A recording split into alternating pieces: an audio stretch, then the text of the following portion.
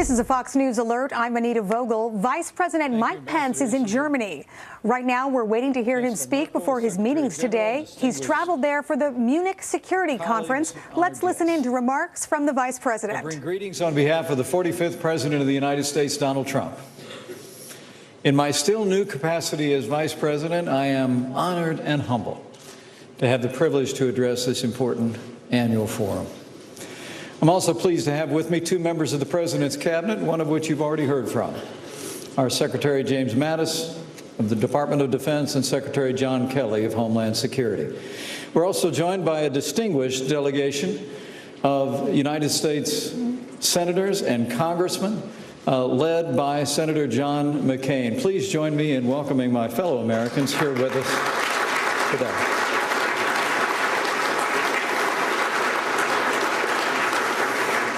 It's an honor to be with you all. Founded in 1963, the Munich Security Conference has long played an important role in international affairs, bringing together political, economic, and social leaders from both sides of the Atlantic to promote peace and prosperity for our nations and our peoples.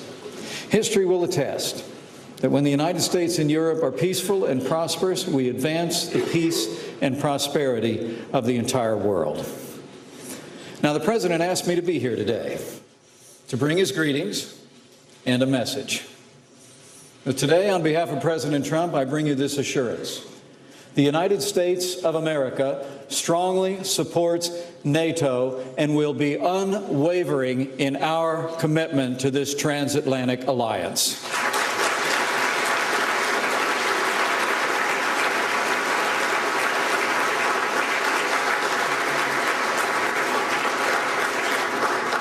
We've been faithful for generations, and as you keep faith with us under President Trump, we will always keep faith with you. You know, the fates of the United States and Europe are intertwined. Your struggles are our struggles. Your success is our success, and ultimately, we walk into the future together. This is President Trump's promise. We will stand with Europe today and every day because we are bound together by the same noble ideals: freedom, democracy, justice, and the rule of law. So strong is our bond that over the past century, Americans have poured forth from our land to help defend yours.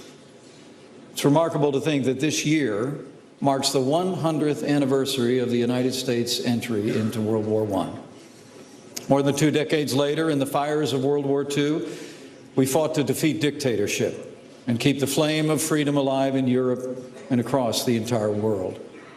Tens of thousands of my fellow countrymen now rest here for eternity. Tens of thousands more still stand guard here in Europe to this day.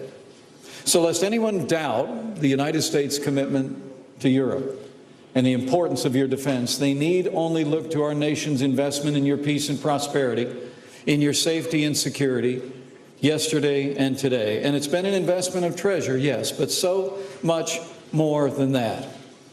America has sent you our best and bravest.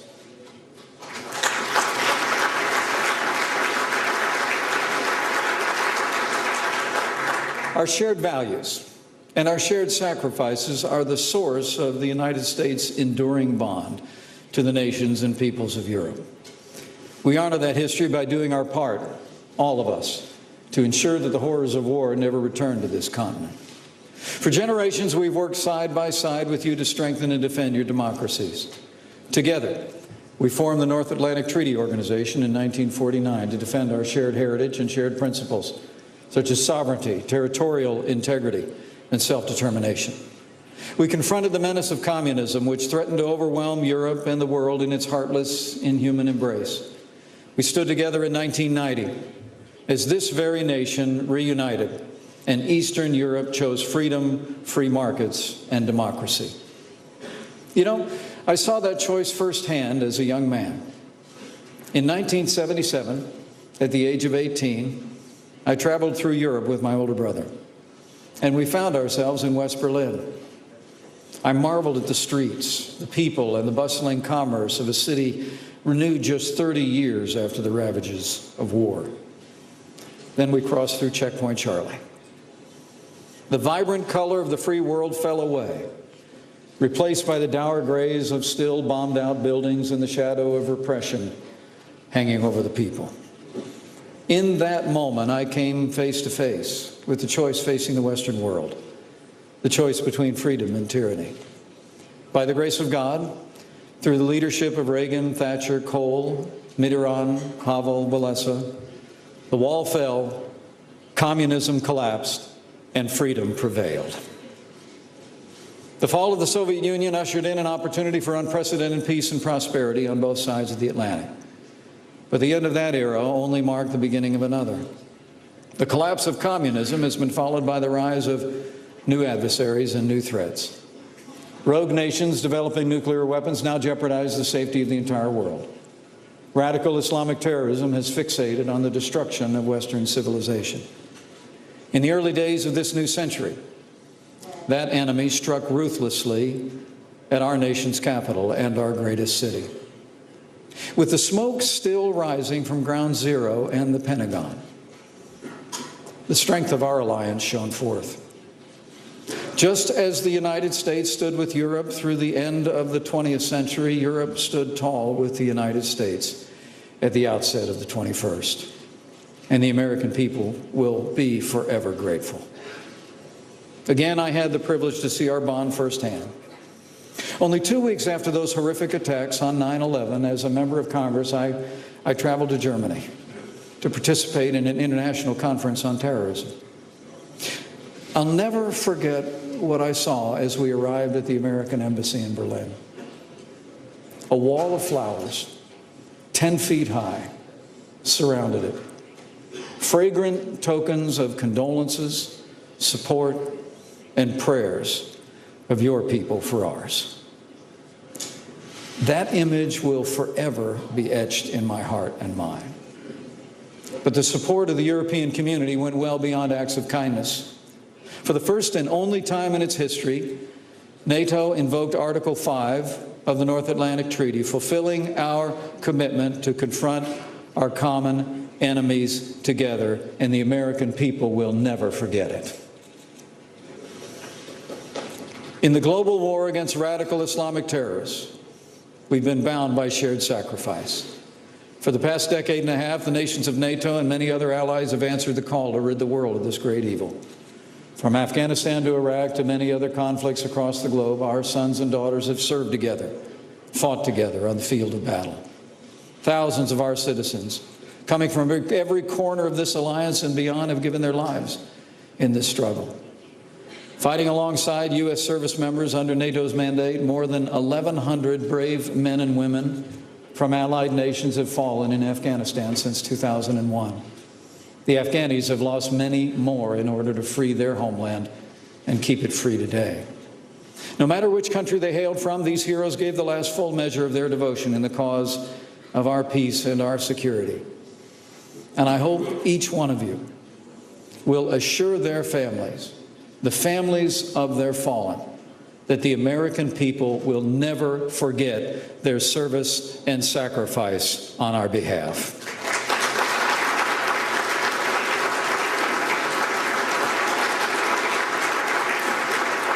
Now, those sacrifices, which continue to this day, are the surest sign of our enduring commitment to each other and our future together. On President Trump's behalf, that future is exactly what I came here to address. If the past century has taught us anything, it's that peace and prosperity in Europe and the North Atlantic can never be regarded as achieved. It must be continually maintained through shared sacrifice and shared commitment. Peace only comes through strength. President Trump believes we must be strong in our military might, able to confront any and all who would threaten our freedom and our way of life. We must be strong in our conviction that our cause is just and that our way of life is worth defending. If we lose the will to do our part to defend ourselves, we jeopardize our shared heritage of freedom. Under President Trump's leadership, I can assure you, the United States will be strong, stronger than ever before. We will strengthen our military, restore the arsenal of democracy, And working with many of the members of the Congress who are gathered here today, we're going to provide our soldiers, sailors, airmen, Marines, and Coast Guard with renewed resources to defend our nation and our treaty allies from the known threats of today and the unknown threats of tomorrow.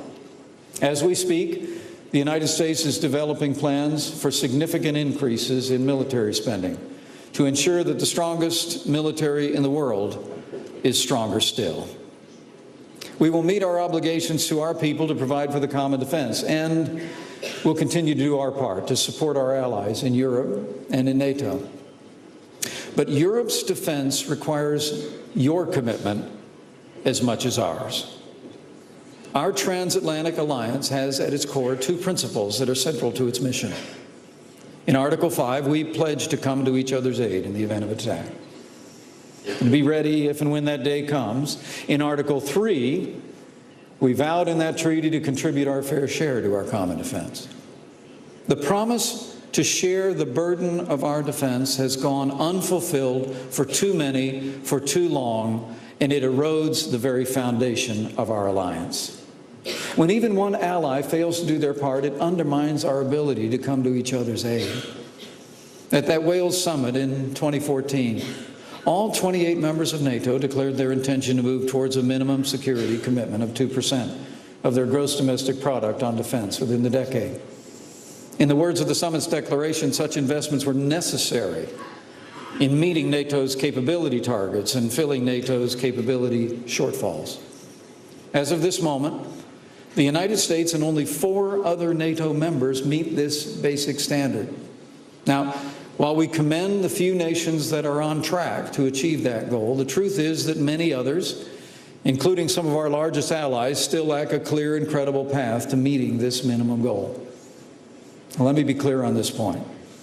The President of the United States expects our allies to keep their word, to fulfill this commitment, and for most, that means the time has come to do more.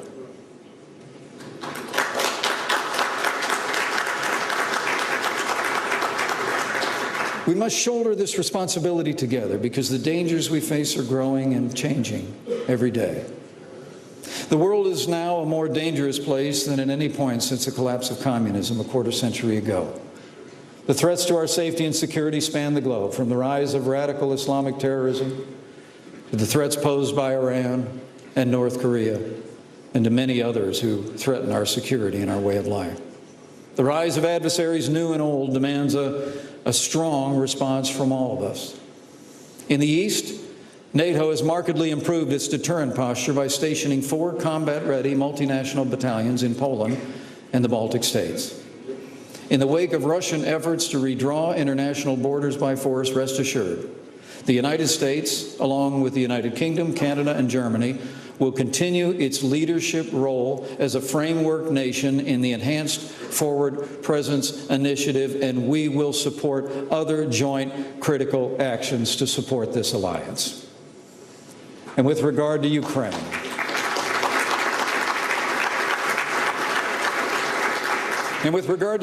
we must hold Russia accountable and demand that they honor the Minsk agreements, beginning by de-escalating the violence in eastern Ukraine.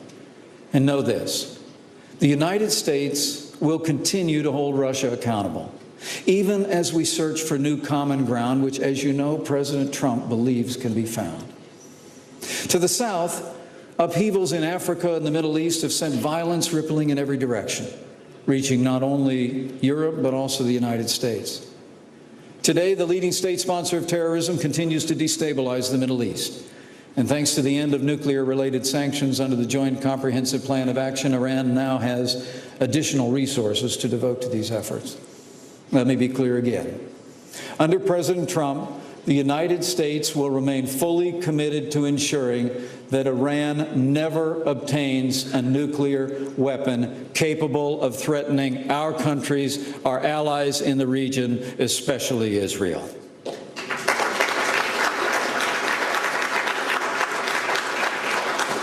Throughout the Middle East, radical Islamic terrorists have found safe havens and secured vast resources that have allowed them to launch attacks here in Europe and inspire attacks in the United States.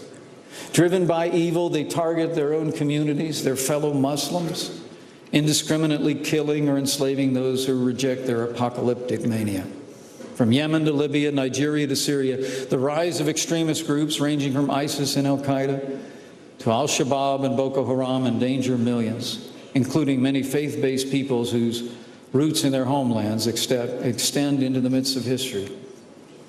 ISIS is perhaps the greatest evil of them all. It's shown a savagery unseen in the Middle East since the Middle Ages.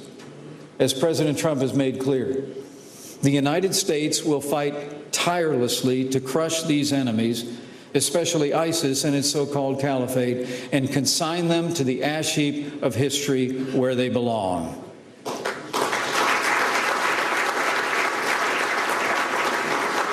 Now, last month, the President ordered the development of a comprehensive plan to utterly defeat ISIS. President Trump has no higher priority than the safety and security of the American people and ensuring the security of our treaty allies. To confront the threats facing our alliance today, NATO must build upon its 20th century tactics and continue to evolve to confront the crises of today and tomorrow. Last summer, President Trump called on NATO to step up its efforts to disrupt terrorist plots before they ever reach our borders. And we've made great progress in expanding cooperation and information sharing between our intelligence and security services in recent years. But we must do more, much more. Consistent with the President's call, we're heartened to see that NATO has taken steps to increase focus on counterterrorism and collaboration. The appointment of a new intelligence chief charged with facilitating collaboration on counterterrorism marks a positive strategic shift in NATO's ability to fulfill its mission. But going forward, we must intensify our efforts to cut off terrorist funding, increase our cyber capabilities. We must be as dominant in the digital world as we are in the physical world.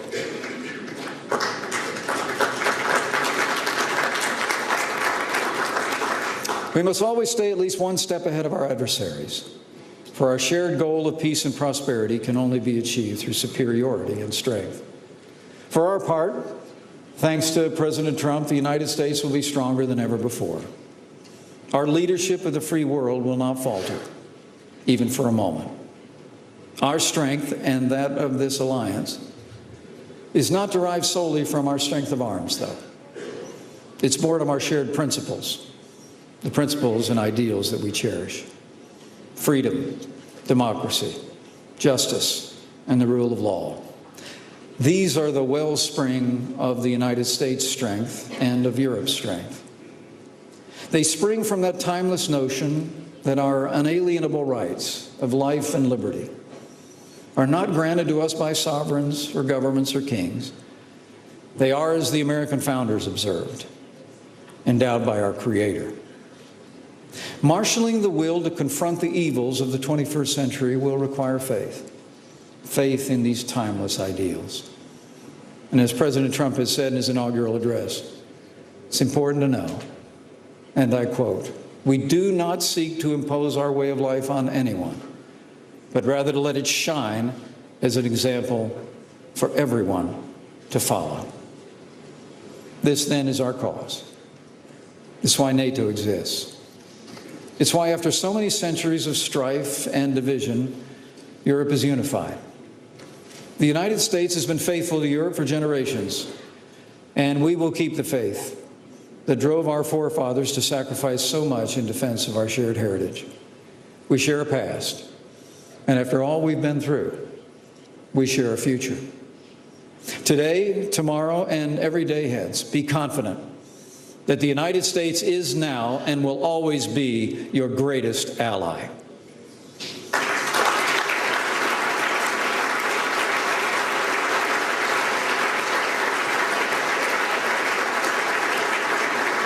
Be assured, President Trump and the American people are fully devoted to our transatlantic union. Our choice today is the same as it was in ages past: security through shared sacrifice and strength, or an uncertain future characterized by disunity and faltering will. Well, the United States chooses strength. The United States chooses friendship with Europe and a strong North Atlantic alliance. and in the name of all the sacrifices of the generations who have gone before, who have fought and bled and died for this alliance, with confidence in all of you and firm reliance on Providence, I know the best days for America, for Europe, and for the free world are yet to come. Thank you for the honor of joining you today, and God bless you all.